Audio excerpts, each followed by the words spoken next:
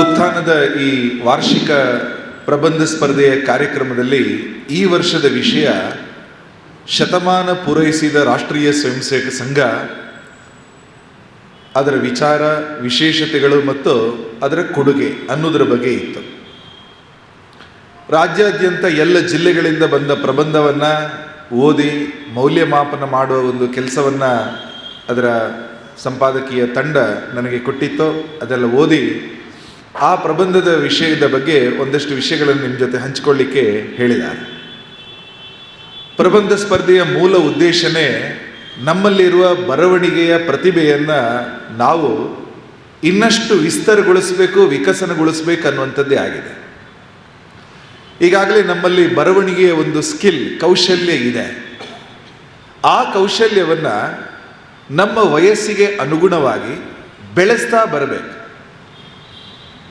LKGಯಲ್ಲಿದ್ದಾಗ ನಾವು ಹೇಗೆ ಬರಿತಾ ಇದ್ವಿ, 10ನೇ ಕ್ಲಾಸಿಗೆ ಬರುವಾಗ ಸಾಕಷ್ಟು ಸುಧಾರಣೆಗಳನ್ನು ನಾವು ಕಂಡುಕೊಂಡು ಪ್ರಪಂಚದ ಅನೇಕ ಜ್ಞಾನಗಳನ್ನು ಹೊಂದಿಕೊಂಡು ನಾವು ಬರ್ತೀವಿ. ಕಾಲೇಜ್ ಹಂತಕ್ಕೆ ನಾವು ಬಂದಿದ್ದೀವಿ. ಹಾಗಾಗಿ ನಮಗೆ ಒಂದು ಬರವಣಿಗೆಯ ಮೆಚುರಿಟಿ ಅದು ಬಂದಿದೆ. ಒಂದು ವಿಷಯವನ್ನು ಗ್ರಹಿಸಿ ನಮ್ಮ ಶಬ್ದಗಳನ್ನು ಅದಕ್ಕೆ ತುಂಬಿಸಿ ಒಂದು ವಿಚಾರವನ್ನು ಮಂಡಿಸುವ ಕ್ಷಮತೆಯೂ ಕೂಡ ನಮಗೆ ಬಂದಿದೆ.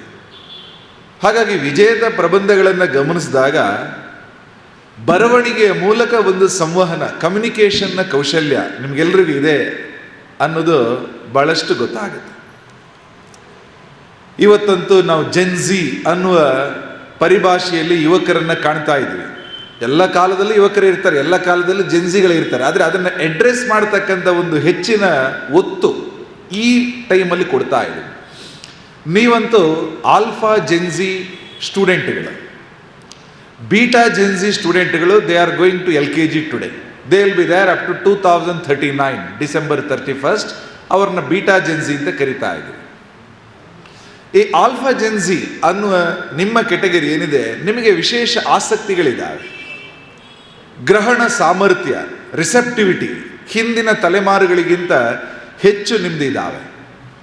ನಿಮ್ಮ ಆಲೋಚನಾ ಕೌಶಲ್ಯ, the way you analyse, the way you interpret, the way you judge, ಇದೆಲ್ಲವೂ ಕೂಡ ಜಗತ್ತಿನಾದ್ಯಂತ ಅನೇಕ ಕಡೆಗಳಲ್ಲಿ ಚರ್ಚೆಗೆ ಒಳಪಟ್ಟಿದೆ. ನೀವು ನೋಡುವ ಬಣ್ಣ, ನಿಮಗೆ ಇಷ್ಟವಾದಂಥ ಸಂಗತಿಗಳು, ಅದನ್ನು ಗ್ಲೋಬಲ್ ಮಾರ್ಕೆಟಿಂಗ್ ಫೋರ್ಸಸ್ಗಳು ಬಳಸಿ ಆ್ಯಡ್ಗಳನ್ನು ತಯಾರು ಮಾಡ್ತಾ ಇದೆ. ಹಳೆ ರೀತಿಯ ಜಾಹೀರಾತುಗಳಲ್ಲ, ಹೊಸ ರೀತಿಯದು ಬರ್ತಾ ಇದೆ. ಅಂದರೆ ಜಗತ್ತಿನಲ್ಲಿ ಅತ್ಯಂತ ಹೆಚ್ಚು ರಿಸರ್ಚ್ ನಡೀತಾ ಇರ್ತಕ್ಕಂಥ ಒಂದು ಕ್ಷೇತ್ರ ಜೆನ್ಝಿ ಅನ್ನುವ ನಿಮ್ಮ ಕೆಟಗರಿ. ಆ ಜೆನ್ಝಿಗೆ ಇರೋ ಅನೇಕ ಸಾಮರ್ಥ್ಯಗಳಲ್ಲಿ ಒಂದು communication. It could be oral, ರೀಲ್ಸ್ಗಳನ್ನು ಮಾಡ್ತಾರೆ ಅನೇಕ ಕಡೆಗಳಲ್ಲಿ ಮಾತುಗಳನ್ನು ಹೇಳುವ ಮೂಲಕ. ಇಟ್ ಕುಡ್ ಬಿ ವರ್ಬಲ್, ಶಬ್ದಗಳ ಮೂಲಕನೂ ಅನೇಕ ಸಂದರ್ಭಗಳಿದ್ದಾವೆ. ಆ ರೀತಿಯ ಬರವಣಿಗೆ ಸ್ಕಿಲ್ ನಿಮ್ಮಲ್ಲಿ ಏನಿದೆ, ಅದು ಇವತ್ತಿನ ಕಾಲಮಾನದಲ್ಲಿ ಅನೇಕ ಮಂದಿಗೆ ಅನೇಕ ಹೊಸತನಗಳನ್ನು ತಂದುಕೊಡ್ತಾ ಇದೆ. ಹಾಗಾಗಿ ಬರವಣಿಗೆಗಳಿಗೆ ಬ್ಲಾಗ್ಗಳು, ಅನೇಕ ಹೊಸ ಹೊಸ ಪ್ಲಾಟ್ಫಾರ್ಮ್ಗಳು ಕಳೆದ ಒಂದು 10-15 ವರ್ಷದಿಂದ ಸಿಗ್ತಾ ಇದೆ.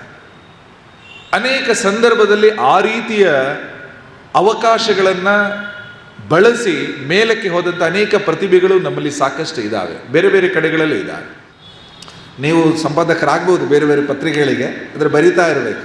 ಆಗಲೇ ಮಹಾಬಲ ಸರ್ ಹೇಳಿದ ಹಾಗೆ ಬರವಣಿಗೆಯನ್ನು ಯಾವುದೇ ವೃತ್ತಿಗೆ ಹೋದರೂ ಮುಂದುವರಿಸುವ ಒಂದು ಕಾಳಜಿ ಮತ್ತು ಬರವಣಿಗೆಯ ಬಗ್ಗೆ ಇರತಕ್ಕಂಥ ಆಸಕ್ತಿ, ಅದನ್ನು ನೀವೇ ಉಳಿಸಿ ಬೆಳೆಸ್ಕೋಬೇಕು, ಇನ್ಯಾರೋ ಮಾಡಲ್ಲ. ಆ ರೀತಿಯ ಒಂದು ಕೌಶಲ್ಯವನ್ನು ನೀವು ಮುಂದುವರಿಸಬೇಕು ಅನ್ನುವಂಥದ್ದು ಒಂದು ಅಪೇಕ್ಷೆ. ಆ ರೀತಿಯ ಜೆನ್ಝೆಡ್ಗೆ ಟ್ಯಾಲೆಂಟ್ ಯಾರಿಗೆ ಇದೆ ಅವರಿಗೆ ಪ್ರೋತ್ಸಾಹ ಕೊಡುವ ಒಂದು ಕಾಲ. ಮನು ಬಾಕಾರ್ 13ನೇ ವರ್ಷಕ್ಕೆ, ಅಂದರೆ ಸುಮಾರು 8ನೇ ಕ್ಲಾಸ್ 9ನೇ ಕ್ಲಾಸ್ನ ಮಗು ಶೂಟಿಂಗ್ನವರ ಪ್ರತಿಭೆಯನ್ನು ಗುರುತಿಸಿ ಅವರು ರಾಷ್ಟ್ರ ಮಟ್ಟಕ್ಕೆ ಬರ್ತಾರೆ. 14ನೇ ವಯಸ್ಸಿಗೆ she fetched gold medal for India. ಅಂದರೆ ಏಷ್ಯನ್ ಗೇಮ್ಸ್, ಬೇರೆ ಬೇರೆ ಕ್ರೀಡಾಕೂಟಗಳಲ್ಲಿ ಆ ವಯಸ್ಸಿಂದಲೇ ಪ್ರಾರಂಭ ಮಾಡಿ ಅವರು ಒಲಿಂಪಿಕ್ಸಲ್ಲಿ, ವೆನ್ ಶಿ ವಾಸ್ 22, ಒಲಿಂಪಿಕ್ಸಲ್ಲಿ ಭಾರತಕ್ಕೆ 2 ಪದಕಗಳನ್ನು ತಂದುಕೊಟ್ರು. ವೈಭವ್ ಸೂರ್ಯವಂಶಿ 14 ಇಯರ್ಸ್, ಇವತ್ತು ಕ್ರಿಕೆಟ್ನಲ್ಲಿ ಅತ್ಯಂತ ಅದ್ಭುತ ಸಾಧನೆಗಳನ್ನು ಮಾಡ್ತಾ ಇದ್ದಾರೆ. Gukesh 18, chess world champion. Deepika Kumari 17, woman ಆರ್ಚರಿಯಲ್ಲಿ ವರ್ಲ್ಡ್ ಚಾಂಪಿಯನ್ಶಿಪ್. ನಮ್ಮ ಕಾಲದಲ್ಲೂ ವಿಶ್ವನಾಥನ್ ಆನಂದ್ ಅವರಿಗೆ 17 ವರ್ಷ ಇದ್ದಾಗ ಅವರು ವಿಶ್ವನಾಥ ವರ್ಲ್ಡ್ ಚಾಂಪಿಯನ್ ಅವರಾಗಿದ್ರು ಆಗಿನ ಕಾಲಕ್ಕೆ. ಸೊ ಇವತ್ತು ಯಂಗ್ ಟ್ಯಾಲೆಂಟ್ಗಳಿಗೆ ಒಳ್ಳೆ ಪ್ರೋತ್ಸಾಹ ಸಿಗ್ತಾ ಇದೆ. ಇದೇ ಕರ್ನಾಟಕದಲ್ಲಿ ಓದಿದ, ಅಥವಾ if I come to NMIT campus, NMIT ಕ್ಯಾಂಪಸ್ಸಲ್ಲಿ ಓದ್ತಾ ಇದ್ದಂತಹ ಒಬ್ಬ ವಿದ್ಯಾರ್ಥಿನೇ ಈಗ ಪಕ್ಕದ ನೇಪಾಳದ ಪ್ರೈಮ್ ಮಿನಿಸ್ಟರ್ ಆಗ್ತಾ ಇದ್ದಾರೆ. ಬಿರೇನ್ ಶಾ ಏನಿದ್ದಾರೆ, he is going to become the prime minister of Nepal. He is a student of NMIT campus Bengaluru, ಇಲ್ಲೇ ಓದ್ತಾ ಇದ್ರು. ಹೀಗೆ ಯಂಗ್ ಟ್ಯಾಲೆಂಟ್ಗಳು ಯಾರಿದ್ದಾರೆ ಅವರಿಗೆ ಇವತ್ತು ಜಗತ್ತು ಪ್ರೋತ್ಸಾಹ ಕೊಡ್ತಾ ಇದೆ. ಅವರು ಭಾಳ ಯಂಗ್ ಲೀಡರ್ ಇದ್ದಾರೆ. ಬೇರೆ ಬೇರೆ ಕಡೆಗಳಲ್ಲಿ ಆ ಥರದ ಪ್ರತಿಭೆಯನ್ನು ನೋಡ್ತಾ ಇದೆ. ನೀರಜ್ ಚೋಪ್ರಾ 19ನೇ ವರ್ಷಕ್ಕೆ ಒಲಿಂಪಿಕ್ ಗೋಲ್ಡ್ ಮೆಡಲ್. ಮೊನ್ನೆ ದಂಡ ಪಾರಾಯಣ ವೇದ ಕ್ರಮವನ್ನು ಓದಿದಂತಹ ನಮ್ಮ ವೇದ ಪಂಡಿತರಾದಂತಹ ಯಂಗ್ಸ್ಟರ್ಸ್ಗಳು ಅವರ ಬಗ್ಗೆ ಸಾಧನೆಗಳನ್ನು ರೀಲ್ಸ್ಗಳನ್ನು ನೋಡ್ತಾ ಇರ್ತೀವಿ.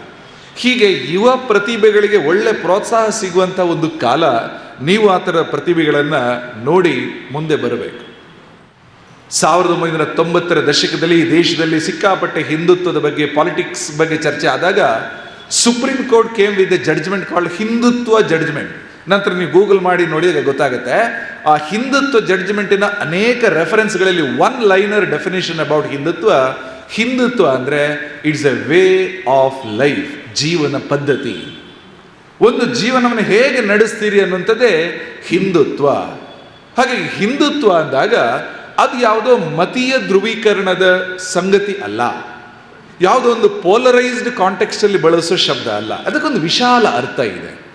ಆ ವಿಶಾಲ ಶಬ್ದವನ್ನು ಇಟ್ಕೊಂಡು ಕಳೆದ 100 ವರ್ಷಗಳಿಂದ ಈ ದೇಶದ ಜನರಿಗೆ ನಾನು ಹಿಂದೂ, ನಮ್ಮದು ಹಿಂದೂ ಸಮಾಜ, ನಮ್ಮದು ಹಿಂದೂ ಸಂಸ್ಕೃತಿ, ಈ ದೇಶದ ಹೆಸರು ಹಿಂದೂ ರಾಷ್ಟ್ರ ಅನ್ನುವ ಒಂದು ಪಾರಿಭಾಷಿಕ ಶಬ್ದದ ಪರಿಚಯ ಮಾಡಿಕೊಡ್ತಕ್ಕಂಥ ಪ್ರಯತ್ನವನ್ನು ರಾಷ್ಟ್ರೀಯ ಸ್ವಯಂ ಸೇವಕ ಸಂಘ ಮಾಡಿಕೊಡ್ತಾ ಇದೆ. ಹಾಗಾಗಿ RSS ಹಿಂದುತ್ವ ಅಂದಾಗ ಅದು ಈ ನೆಲದ ಒಬ್ಬ ಮೂಲ ನಿವಾಸಿ ಅಥವಾ ಈ ಭಾರತೀಯನ ಸ್ವಭಾವದ ಪ್ರಕಟೀಕರಣ. ಮನುಷ್ಯ ಅಂತ ಹೇಗೆ ಒಬ್ಬ ಇದ್ದಾನೋ ಅವನ ಸ್ವಭಾವ ಹೊರಗಡೆ ಬರುತ್ತೆ, ಅದನ್ನು ಮನುಷ್ಯತ್ವ ಅಂತ ಕರೀತಾರೆ. ಮನುಷ್ಯನಿಗೆ ಮನುಷ್ಯತ್ವ ಇದೆ. ಹಾಗೆಯೇ ಒಬ್ಬ ಹಿಂದುವಿನ ಸ್ವಭಾವ ಅದೇ Hindutva. Manifestation of values by A Hindu, that is Hindutva. ಆ ಹಿಂದುತ್ವ ಏನು?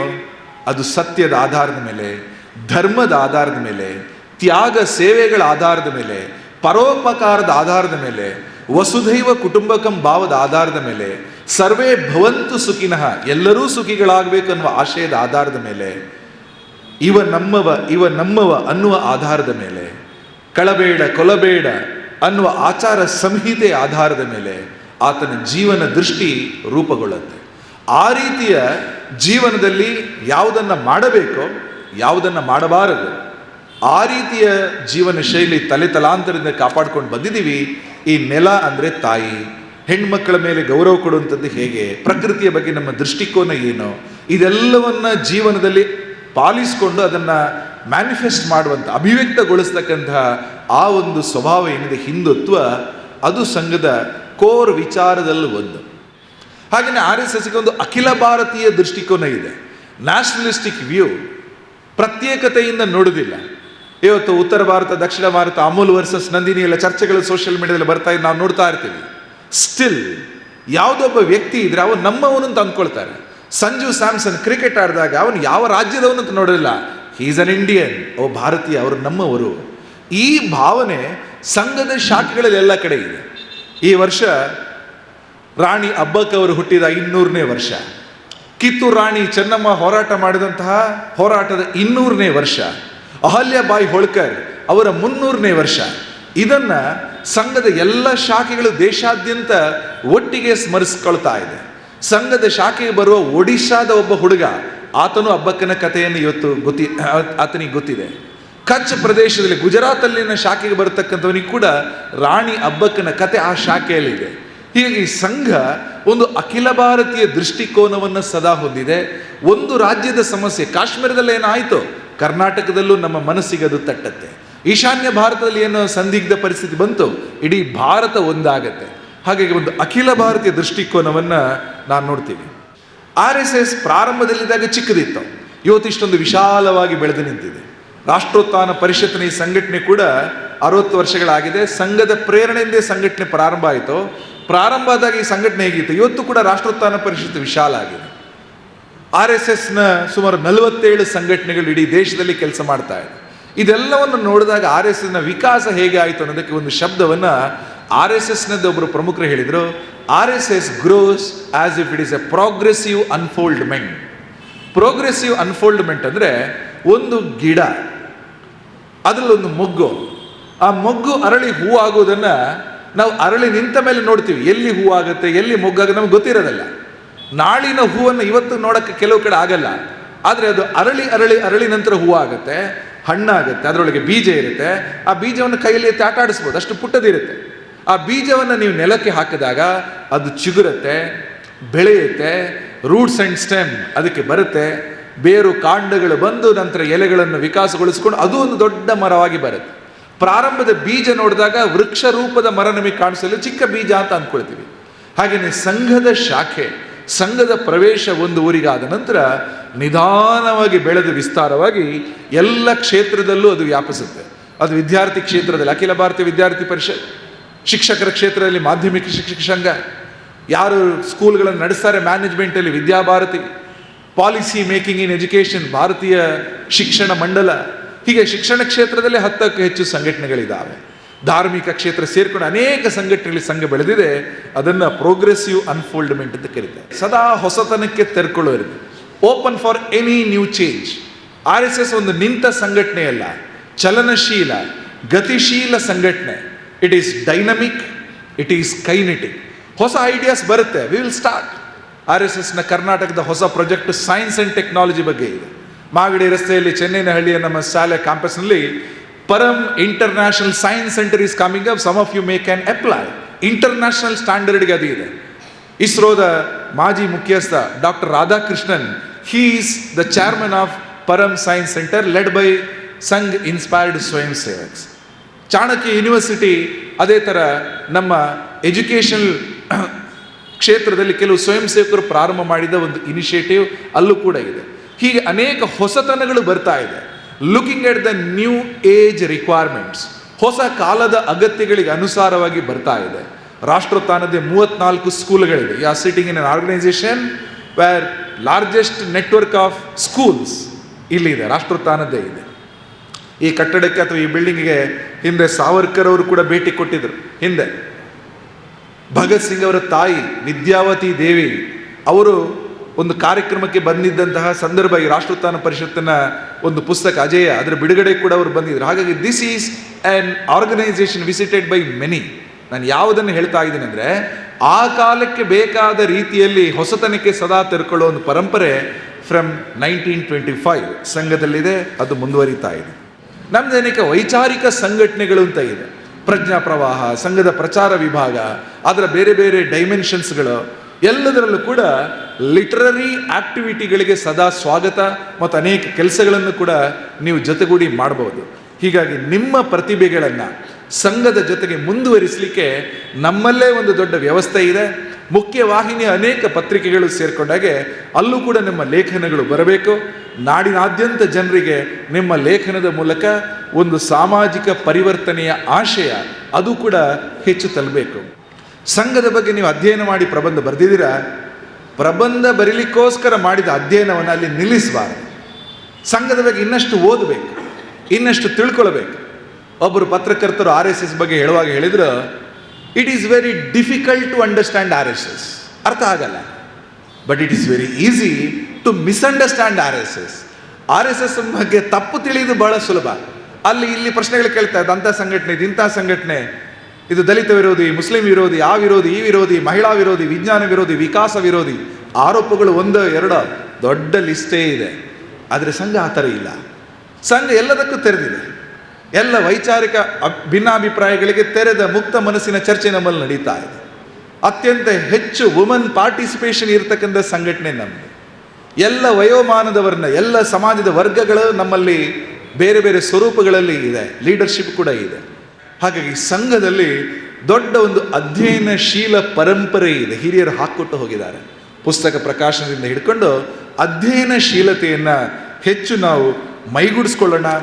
ಎಲ್ಲರೂ ಕೂಡ ಪ್ರಬಂಧ ಸ್ಪರ್ಧೆಯ ಮೂಲಕ ಒಂದು ಹೊಸ ನಾಳೆಗಳನ್ನು ನಾವು ಕಂಡುಕೊಳ್ತಾ ಇದ್ದೀವಿ. ಹಾಗೆ ನಿಮಗೆಲ್ಲರಿಗೂ ಕೂಡ ಮತ್ತೊಮ್ಮೆ ಅಭಿನಂದನೆಯನ್ನು ಹೇಳ್ತಾ ಇದ್ದೀನಿ.